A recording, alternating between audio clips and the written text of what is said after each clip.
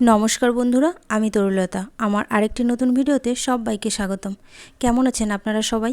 আশা করব সবাই খুব ভালো আছেন, আর আমিও খুব ভালো আছি। এই যে আজকে সকালবেলা ঘুম থেকে উঠেছি একটা ভাইয়ের ডাকে। ছুটির দিন ছিল বলে তাড়াতাড়ি করে ঘুম থেকে উঠিনি, কিন্তু ওই ভাইটা এসে এমন ডাকাডাকি করলো যে উঠে পড়েছি। ওর বাড়ি আমাদের বাড়ি থেকে বেশ একটু দূরে। ওদের বাড়ির ওখানে বিল আছে, সেই বিলে ও জাল পাতলে না এইসব মাছ ওঠে।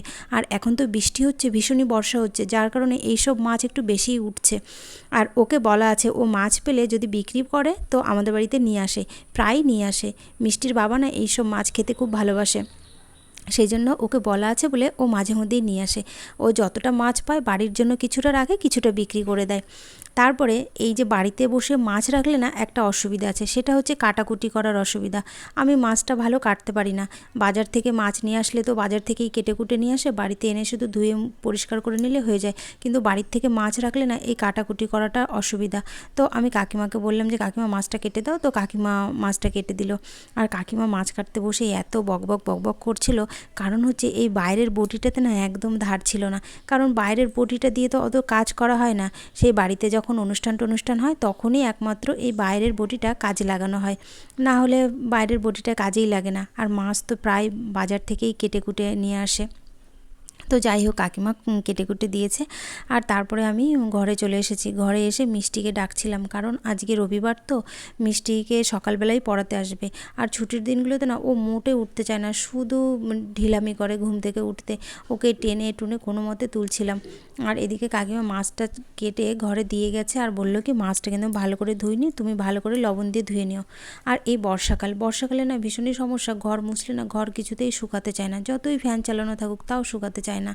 আর এই যে বাজার থেকে এনেছিল টাটকা টাটকা সবজি, কালকে এনেছিল। ভেবেছিলাম আগের দিন বিকালে কেটে কুটে রাখবো, মা এসেছিল, বোন এসেছিল, কিন্তু সেই গল্পের তালে তালে ভাই আসলো, ভাইপো আসলো, গল্পের তালে তালে আর ওইগুলো কাটাকুটি করা হয়নি।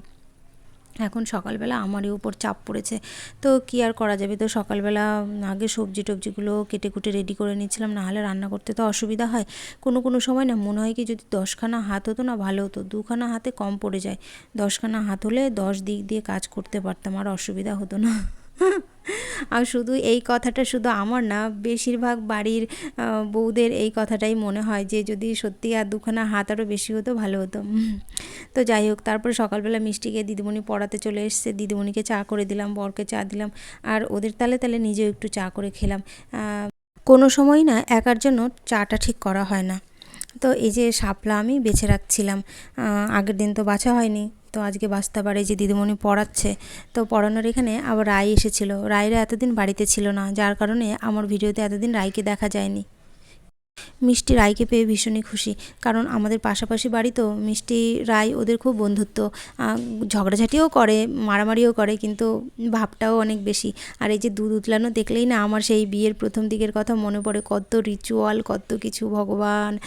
তো তারপরে এই যে মাছটা আমি ভালো করে লবণ দিয়ে চটকে চটকে ভালো করে ধুয়ে টুয়ে নিয়েছিলাম, তারপরে লবণ হলুদ মেখে নিচ্ছিলাম রান্না করব বলে।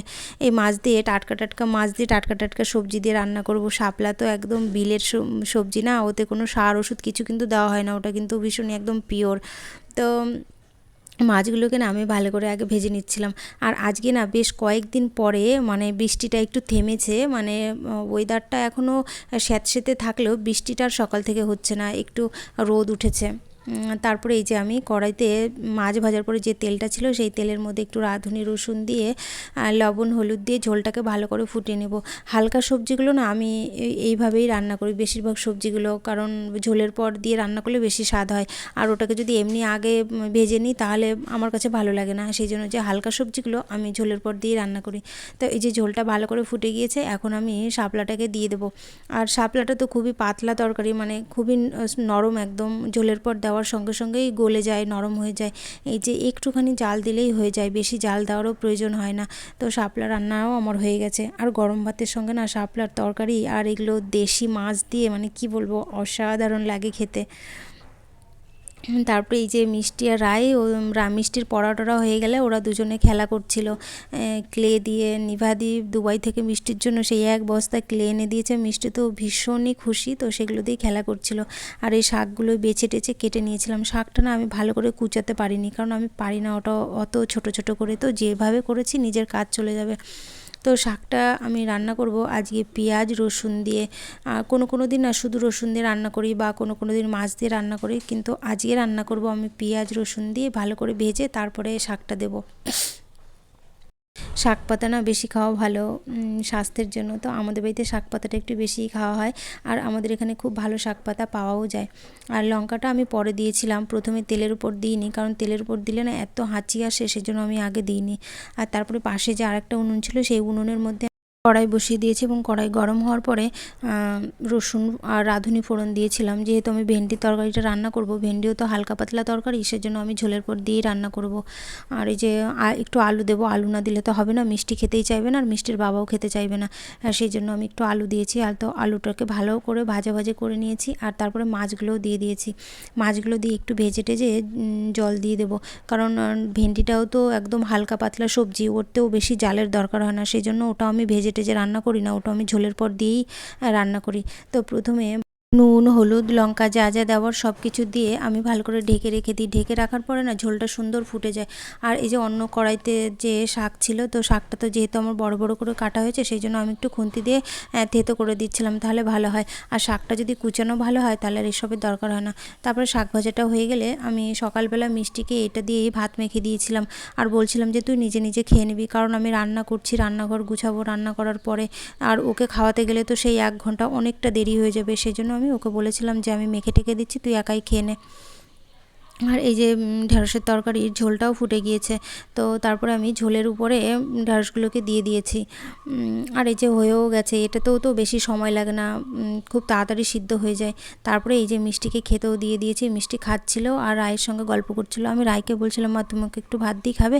তো ও বললো না খাবো না, কারণ এনারা খেতে অনেক বেশি ভালোবাসে, তো খাওয়াতেই যত সব অ্যালার্জি। তো আমার এই ব্যস্ততম সকালটা আপনাদের কেমন লাগলো অবশ্যই জানাবেন। আর আবার দেখা হবে অন্য কোনো ভিডিওতে। আপনারা সবাই ভালো থাকবেন, সুস্থ থাকবেন, টাটা।